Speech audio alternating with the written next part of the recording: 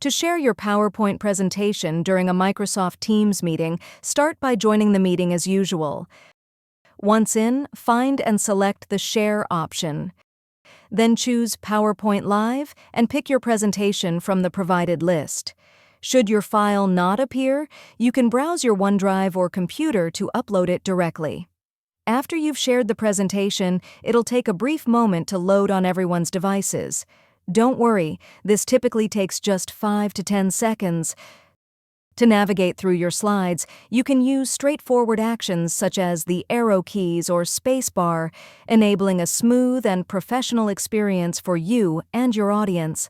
Plus, Teams offers various view controls and annotation tools to make sure your presentation is not just shared, but effectively communicated. If you found this video helpful, please click the like button and subscribe to our channel for even more helpful tutorials.